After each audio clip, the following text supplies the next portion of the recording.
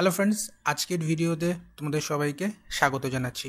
বিগত 2 থেকে 3 দিন ধরে একটা প্রশ্ন কিন্তু সোশ্যাল মিডিয়াতে খুব ভাইরাল হয়েছে যে পিএসসি মিসলেনিয়াসে নাকি মাত্র 250টা ভ্যাকেন্সি রয়েছে। এই 250 সংখ্যাটা আমরা জানতে পেরেছি একটা ডেপুটেশনের মাধ্যমে। পিএসসিতে ডেপুটেশন করা হয়েছিল এবং সেখান থেকে নাকি বলা হয়েছে এখনও পর্যন্ত রিপোর্টেড ভ্যাকেন্সি হচ্ছে 250।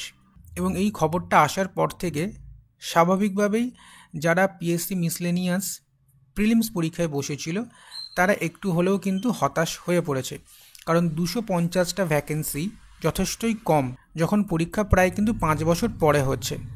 এই যে 250টা রিপোর্টেড ভ্যাকেন্সি, এটা কি আদৌ সত্যি? ভ্যাকেন্সি কি বাড়তে পারে? বাড়লে কতটা বাড়বে বা কত হতে পারে?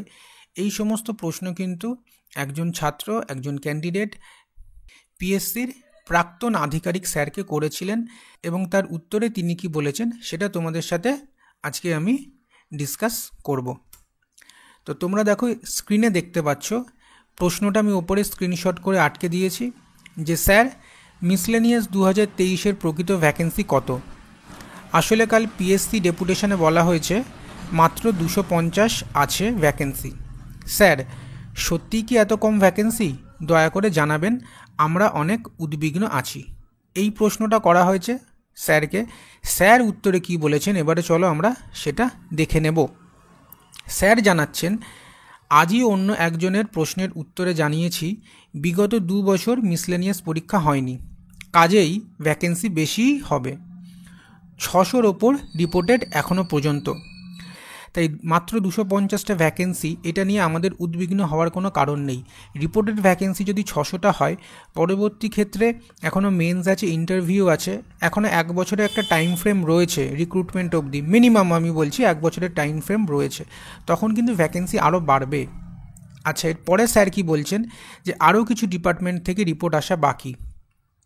আপনাদের প্রত্যেকের কাছেই অনুরোধ, যে কোনো পরীক্ষায় ভ্যাকেন্সি নিয়ে মাথা না ঘামিয়ে প্রস্তুতিতে জোর দিন, যাতে করে শূন্য পদ 650 হলেও সুযোগ পান, আবার 250 হলেও পান।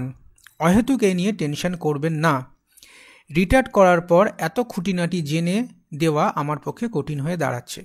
স্যারের এই লাস্টের 2টো লাইন, যেটা সবসময় আমি তোমাদেরকে বলি এবং অন্যান্য এডুকেটর যারা রয়েছে তারাও বলেন, যে ভ্যাকেন্সি কত, কাট অফ কত যাবে, এগুলো নিয়ে মাথা ঘামালে কিন্তু চলবে না।